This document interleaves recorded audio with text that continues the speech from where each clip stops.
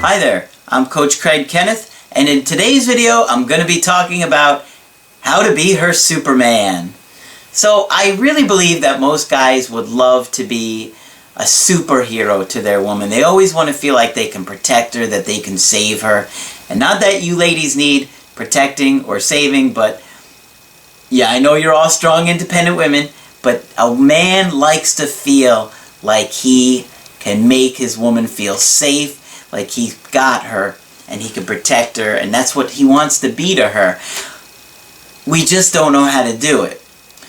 So in this video I'm going to be talking about what is causing us to screw up those relationships and make it so that we can't be her Superman. The kryptonite, if you will. And I'm also going to talk to you about how you can put on a cape and be your woman's superhero. So, I've got an email here from Ernie who said, "Hey Craig, I've been watching your videos and I have to say, excellent job. I get a little overwhelmed trying to learn everything. I really liked your videos, how to make your partner feel loved, and the real reason relationships fail. I was wondering if you could do another video on things to make relationships healthier. I would love to be the kind of man that my woman always dreamed of." Alright, so I am going to do this video for you because I think it's really important for you guys to understand what you have to do to be a superhero for your woman. What you have to do to be able to wear a cape for her. Now when I say cape, I'm not talking about the kind of cape that Frank Costanza's lawyer wears, or Superman for that matter. I'm talking about C.A.P.E as an acronym. And C.A.P.E stands for curiosity, acceptance, playfulness, and empathy. Now guys, we all know that making relationships work is not easy. And I hear a lot of people complain that a relationship shouldn't be this much work. And I say, well, they are avoidant attachment style people. Because I've found that people that have an avoidant attachment style are the ones that complain the most about relationships shouldn't have to be this much work. And you know what? I was thinking about that. And there's a good reason for why they say that, and that's because for them, relationships are more work than for other people. Because people that have an avoidant attachment style have not learned the skills or the abilities to have a healthy relationship.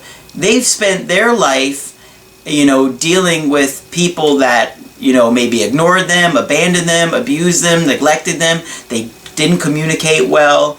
And so they're used to that pattern. They were constantly disappointed and hurt by other people. So they really do have to make it work. And unfortunately, the sad part is that despite them wanting to make a relationship work, they don't know how to do it, and then they don't see the relationship as rewarding enough to do that work. Because for them, there's a lot of pain associated with relationships. So, one of the things that I want you guys to understand is that negativity is probably the most toxic thing in a relationship. Now, I've talked about how anxiety destroys relationships, but it's in a lot of ways the anxiety that causes us to be negative. In other words, when we're fearful about something, we start to do things like controlling, manipulating, getting angry at, screaming at that person because we're trying to force them into being connected with us again. Remember that disconnection, when we feel that disconnection, causes us to get anxiety. And in order to soothe our anxiety, we don't care what we have to do a lot of times. We lose empathy for that person, and we just do and say anything that we can to force them back into that role of feeling connected with them.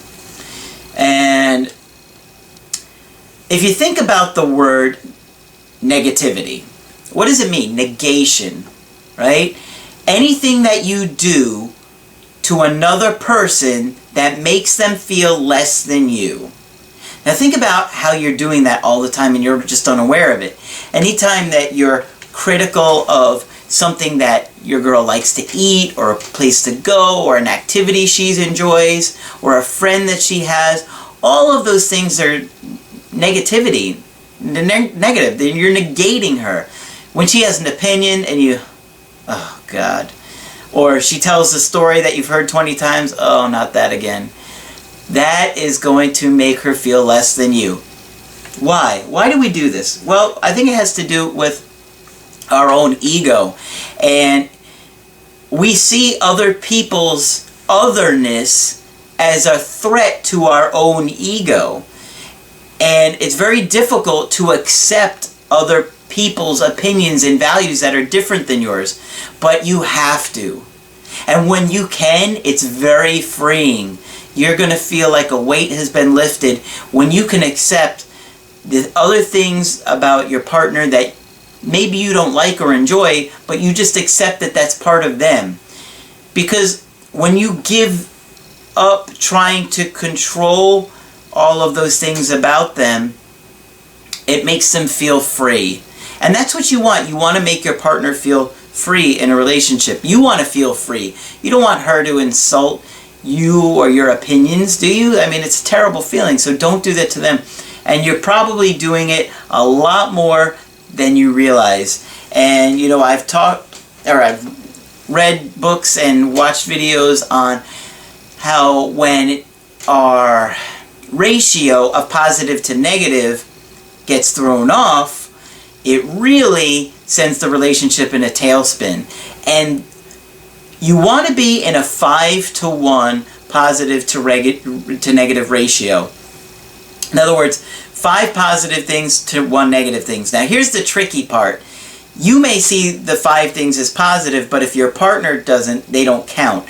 They have to see the 5 things as positive. So I talk about this in the video about love languages. What are the love languages? So in other words, if you're doing 5 things for your partner that you think are positive, but to them they're not effective, then they don't count for that person. Just imagine for yourselves. If your partner bought you a My Little Pony, a Barbie, a Care Bear, a glowworm, and I can't even think of Rainbow Bright as 5 gifts, are you going to count those as 5 gifts? No, you're going to be like, those don't count for anything. You could have bought me a signed baseball, you could have bought me a football, you could have bought me whatever. But you see how the aspect of positive to negatives can get a little tricky? Because unless you know what your partner's love language is and can give them 5 positive things for their love language that they value, then it doesn't really count. So you want to have a 5-to-1 positive to negative ratio. Anytime it's off of that, even if it's 4-to-1, that's when your partner starts to feel frustrated, disappointed, hurt, angry. So keep that in mind. So let me talk about how I started the video. I kind of got off on a tangent there. I wasn't planning on talking about that, but it's important, and I don't think I talked about that in other videos yet. So let's talk about the C.A.P.E. The acronym, C.A.P.E. Curiosity, acceptance, playfulness, empathy. Those are so important. You want to be your woman's Superman? Do those 4 things and you will be blowing the competition out of the water. So let's talk about this. Curiosity. What is that? It's an active interest in your partner. What they like, what their experience is like, what their past is like. Ask them what their dreams are. You know, ask them about their childhood. Be genuinely curious about them. People always ask me, well, what do I talk about on dates? I never know what to talk about on a first date. You don't have to have like a list of things and just pull it out of your pocket and be like, well, I have my scroll here. I thought we could go through these. No, just be curious about them. Curiosity goes a long way. A long way. Just be curious, you know. When she's telling you about her life, ask follow-up questions. Be genuinely interested in them. Acceptance. Well, what is acceptance? Unconditionally accepting who they are. Oftentimes we try and change people because we don't accept their otherness. We're afraid to accept them and who they are because we're afraid it will invalidate who we are. And that'll somehow make us less. But that's not the case. We're both equal. And even when we disagree, you want to accept them and for who they are. That doesn't mean you have to necessarily accept an inappropriate behavior, like if they're lying or cheating on you. But, you know, you want to accept who they are, what their experiences are in life, their opinions about things. And, you know, listen to it, validate it. Empathy. Understanding the other person's world. Did I forget one? I did. I'm sorry. Let me go back. I'll get to empathy in a minute. Playfulness. So far we have curiosity, acceptance, playfulness. Love should be playful and fun.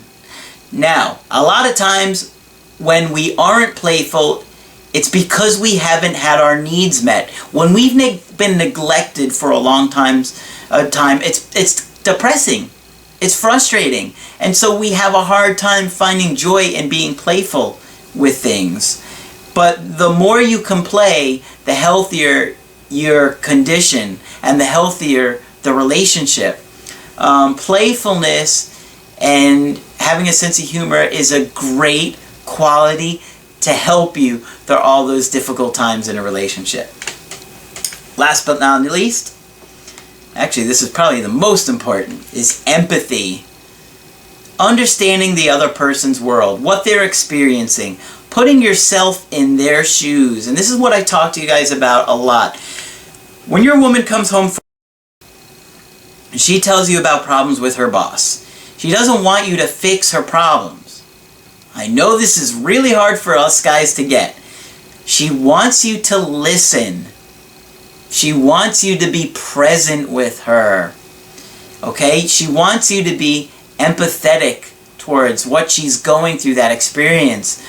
You know, if she says, oh, my boss yelled at us all again in a meeting, and then, you know, first you want to listen to her and validate it and be like, wow, your boss sounds like he yelled at you guys a lot again. And I'm not saying you want to mirror it back, but not in a way that's condescending. You're like, wow.